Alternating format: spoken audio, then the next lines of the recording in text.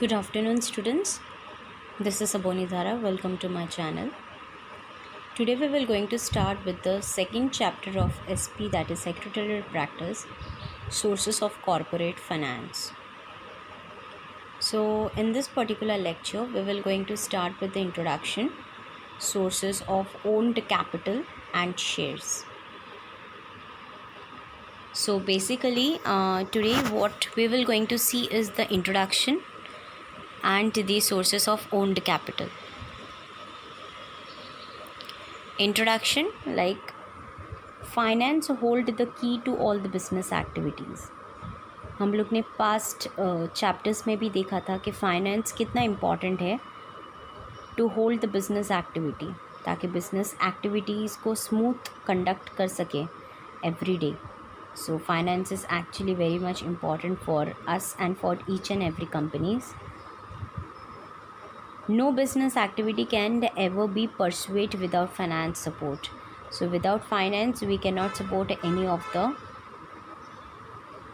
business activity. It is very, very crucial and important to understand that we should come over with the business activity because of the finance only. Finance is necessary throughout the activities of the promotion, organization and regular operations of the business. So finance actually क्या है, बहुत ही important है, क्योंकि वो बहुत से activities को promote करते हैं, ऑर्गेनाइज करते हैं और साथ ही साथ में ऑपरेशंस को रेगुलर बनाते, रेगुलरिटी बनाते एवरी डे, डेली.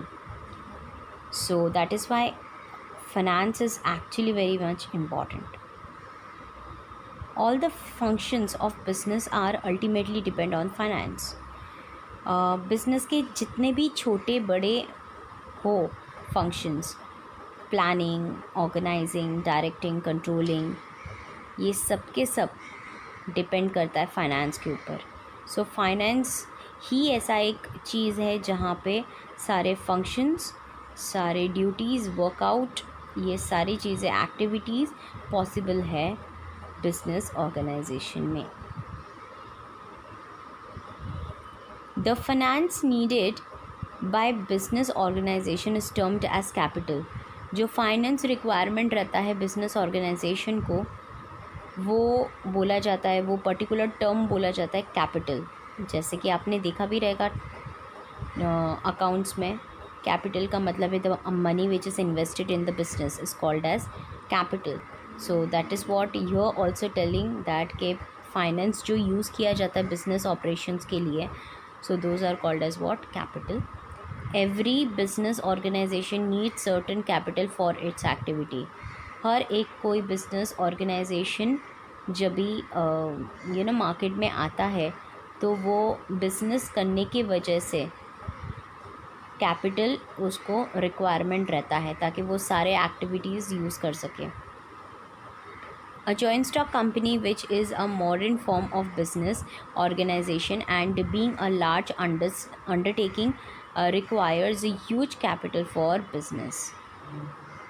जो कोई भी बड़े बड़े कंपनीज़ होते हैं जैसे जॉइंट स्टॉक कंपनी, इनको मॉडर्न फॉर्म में बिज़नेस बोला जाता है बिकॉज़ इनका जो बिज़नेस है, उनका अंडरटेकिंग्स और जैसे मशीनरी सेटअप, प्लान्ड सेटअप करना, बिल्डिंग सेटअप करना, प्रीमाइसेस अच्छी तरह से रखना, ये सब सेटअप करते हुए बहुत ही ज़्यादा कैपिटल की आवश्यकता होती है.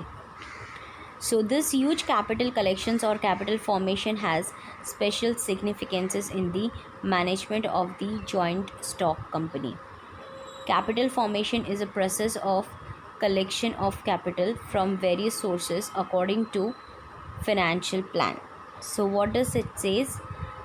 It says कि कैपिटल जब भी बहुत ज़्यादा यूज़ करते हैं ताकि फॉर्म कर सके कोई एक भी कंपनी, उसको किस तरह से मैनेज किया जाता है इम्पॉर्टेंट है, मैनेजमेंट इम्पॉर्टेंट है, कहाँ पे क्या इन्वेस्टमेंट किया जाता है इम्पॉर्टेंट है. So finance actually plays a very crucial role. So a joint stock company collects a huge funds through different sources. These various sources of finance available to business may be explained with the following chart. एक छोटा सा chart यहाँ पे बताया है, दिया गया है, जिसमें आपको समझ में आ जाएगा कि किस तरह से इन लोग ने बताया है. Sources of finance based on the types of capital, that is owned capital and borrowed capital. Owned capital का मतलब है जहाँ पे shares and retained earning होता है. Shares in the case of an equity shares and preference shares, ये आगे जाके क्या करता है, डिवाइड होता है. On the other side borrowed capital का मतलब वो होता है जो debentures, public deposits, bonds, ADR, GDR, bank, financial institutions, trade credit, ये सारी चीज़ें से जुड़े हुए रहते हैं, रिलेट करते हैं, उसको क्या बोला जाता है, बोरोड कैपिटल बोला जाता है. So these all are the things which is very very important for us to understand. Next one, we will going to move with the above sources of finance may be external or internal. So sources of finance external भी होता है and internal भी होता है. So external का मतलब है जब भी हम लोग कैपिटल बाहर से रेज करते हैं by issuing shares, debentures, fixed deposit or public deposits from the public, from the outsiders, they are known as external sources of capital of the business. On the other hand, internal source का मतलब है within the organization. in organization के अंदर आप किसी को दूसरे को मांगने नहीं जा रहे हो, ये आपके खुद का है. यानी कि when the capital is made available within the organization, कैसे अवेलेबल होगा within the organization? Say for an example, if we are talking about retained earning, जो हम लोग ने इससे पहले वाले स्लाइड में देखा था. सो रिटेन अर्निंग का मतलब है, रिटेन अर्निंग मीन्स आपके खुद के पैसे, आपके जितने भी सालों से, जैसे कि फॉर एग्ज़ाम्पल 5 साल से मेरा कंपनी चल रहा है, काफ़ी मुनाफा कर रहा है. सो हर एक मुनाफे में, हर एक प्रॉफिट ऑफ द ईयर में थोड़ा बहुत 1/4 हिस्सा में एक साइड में रख देती हूँ और उसको बिल्कुल हाथ नहीं लगाती हूँ. एज अ सेविंग्स, जैसे हम लोग नॉर्मल सैलरीड पर्सनस करते हैं, वैसे ही कंपनी भी रिटेन्ड अर्निंग करती है, जिसको बोला जाता है रिटेन्ड अर्निंग का मतलब है हर एक प्रॉफिट में से कुछ भाग एक साइड में आप रखते हो. So that is what it is called as internal sources of finance. So sources of owned capital. अभी ओन्ड कैपिटल का मतलब आपको पता है, which is called as shares में बनाया जाता है एंड रिटेन्ड अर्निंग में बताया जाता है, जैसा हम लोग ने जस्ट चार्ट में देखा था.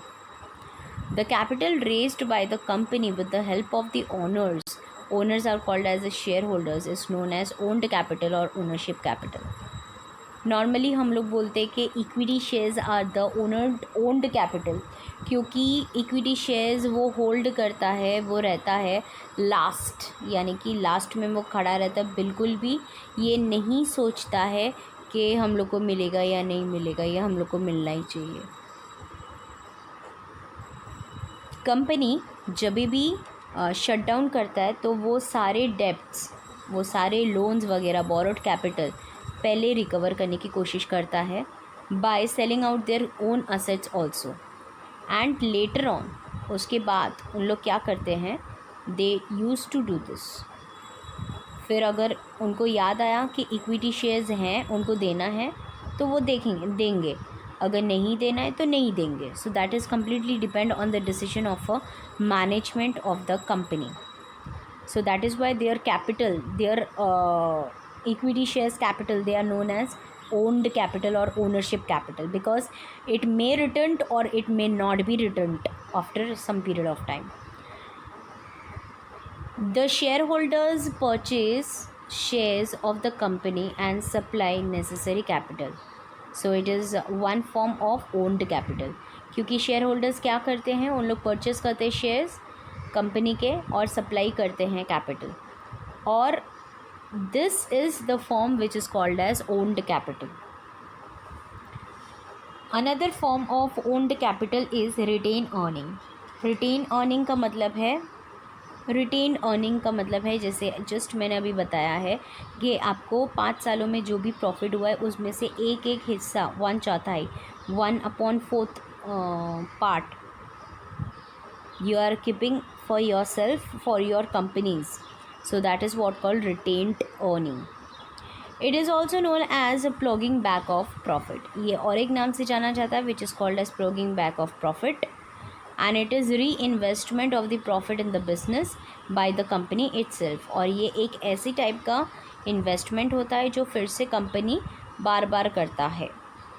Retain earning is an internal sources of finance. जैसे कि हम लोग ने पहले भी डिस्कस किया है that retain earning is what, it is nothing but it is a sources of internal finance. Owned capital is regarded as a permanent capital as it is returned only at the time of the winding up of the company. जैसे कि मैंने बताया अभी कि owned capital क्यों बोला जाता है owned capital, because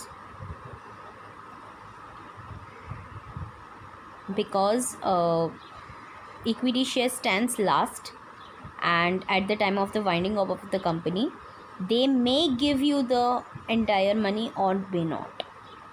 So that is why it is called as what, owned capital. Move on to the next. Owned capital is in the form of share capital, provides initial sources of capital for a new company. So जैसे कि IPO वगैरह होता है, initial public offer, and capital, share capital का मतलब है by issuing share the company is raising up the funds from the public, from the market. So those are called as what, owned capital. It can be raised any time later to satisfy additional capital needs of a company. So it is can be raised by any later to satisfy the additional capital needs, ताकि कुछ भी additional अगर requirement रहता है business को या company को तो वो रिक्वायरमेंट फुलफिल हो सके. However, retained earning cannot be a initial sources of capital, but it can be important sources of capital when the company runs its business profitably during its existence. So normally ये जो retained earning है ये क्या नहीं है, एक initial sources of capital है, but it can be important sources of capital. लेकिन ये बहुत ही इम्पॉर्टेंट सोर्सेज ऑफ कैपिटल है जहाँ पे बिजनेस अपना एग्जिस्टेंस रेफ़र करके रन करता है बिजनेस को. Promoters decide the share capital required by the company. जो प्रमोटर्स होते, जो मेन हेड होते हैं मैनेजमेंट के, सो उन लोग क्या करते हैं, उन लोग शेयर कैपिटल रिक्वायरमेंट देखते हैं कि कितना रिक्वायरमेंट है कंपनी में. This amount of share capital is known as authorised capital. बस इसी को क्या बोला जाता है, ऑथराइज्ड कैपिटल बोला जाता है. It is stated in the capital clause of the memorandum of association of the company. और ये पर्टिकुलर कैपिटल के बारे में कहाँ पे लिखा है, memorandum of association of the company, AOM में लिखा हुआ है. Let us learn in detail the various sources of owned capital. So with this we have completed our lecture, today's lecture. Thank you so much for your precious time. Have a great day ahead.